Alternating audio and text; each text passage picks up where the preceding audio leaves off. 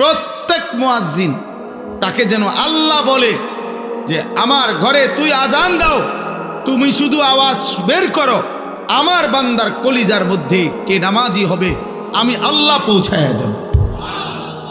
এই জন্য মুয়াজ্জিন বড় দাম, মুয়াজ্জিন খুব দাম, খুব দাম। যত মানুষ আল্লাহর দিকে মানুষকে ডাকে, তন্মধ্যে সর্বশ্রেষ্ঠ ডাক আল্লাহর দিকে, সর্বশ্রেষ্ঠ দাওয়াত মুয়াজ্জিনের দাওয়াত। জানেন সর্বশ্রেষ্ঠ দাওয়াত কোনটা? আজান, পূর্ণাঙ্গ দাওয়াত। এই জন্য পৃথিবীর কোন বক্তা, ওয়াইজ, পীর, একেবারে যত বড় বুজুর্গ হোক, যারা মানুষকে আল্লাহর দিকে ডাকে, ওনাদের সকলের দাওয়াতের চাইতেও শ্রেষ্ঠ পূর্ণাঙ্গ পরিপূর্ণ দাওয়াত হলো মুয়াজ্জিনের দাওয়াত, তাওহীদের দাওয়াত। প্রমাণ কি? প্রমাণ হলো এই আজানের দোয়া। এই দোয়াটাই কি?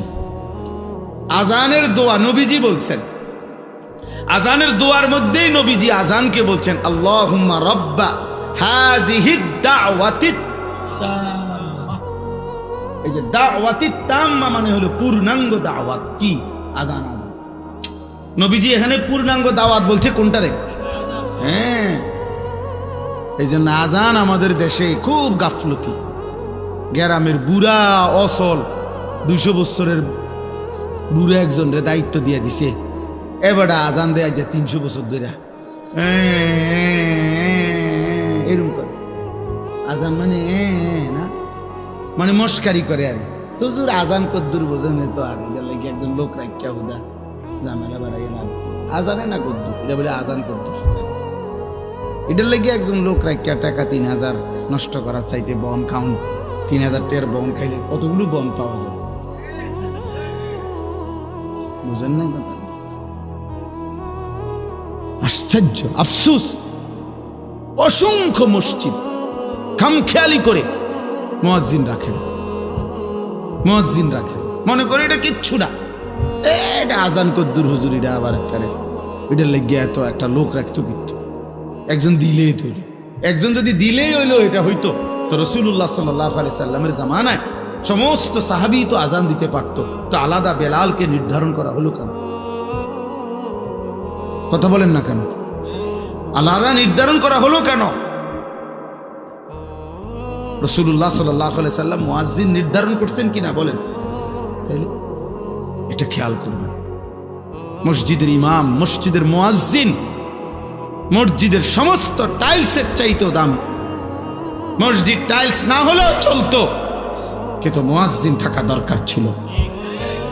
মসজিদে SS5 এর গেট না লাগাইলেও চলতো, মসজিদে উপযুক্ত ইমাম থাকা দরকার ছিল। আগে কইয়ালয় 4000 টাকা 5000 টাকার ভিতরে হুজুর একজন হুজুর দেন, 5000-এর ভিতরে। হ্যাঁ, হুজুরে দিতে হবে 5000-এর ভিতরে। আমি অনেকের জিজ্ঞাসা করছি যে চাচা 5000 টাকাটা কি দিন ধরছেন না শরীরের ওজনে ধরছেন না কি হিসাবে, মানে হুজুর মিলাইছেন কেমনে, যে ডেইলি 300 কইরা না 200 কইরা না কেমনে মিলাইলেন 5000? নাকি হুজুরের শরীরের ওজন, যদি হুজুরের ওজন হয় আপনার 60 কেজি, তাহলে বেতনে 5000 কেমনে মিলাইছেন? আহা, আফসুস। হায় মুসলমান, যদি আখিরাতের কদর বুঝতো, যদি নামাজের প্রয়োজন বুঝতো, যদি প্রয়োজনীয় মাসাইল শিখা, ওযু, নামাজ, গোসল, হালাল হারাম, বাজার ব্যবসা, বিবাহ শাদী, লেনদেনে, যাকাত সাদাকা, ইসলামের বিধান যদি পূর্ণ মানার প্রয়োজন বোধ করত, তো খোদার কসম এই সমাজের ইমাম আর মুয়াজ্জিন হতো সবচেয়ে বেশি পয়সার বেতনধারী।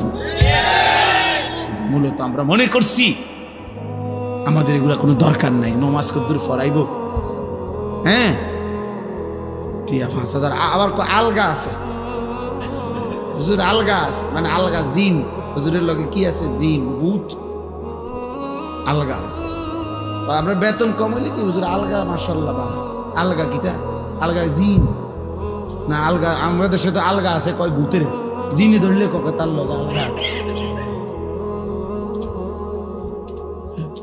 বলে না, এটা আলগা আছে কয়তো হেতে রে, যারে জিনে ধরে তারে না কয় আলগা আছে। আফসুসের আলগা আছে। আস্তাগফির, না মুয়াজ্জিনকে কদর করব। বলেন ইনশাআল্লাহ।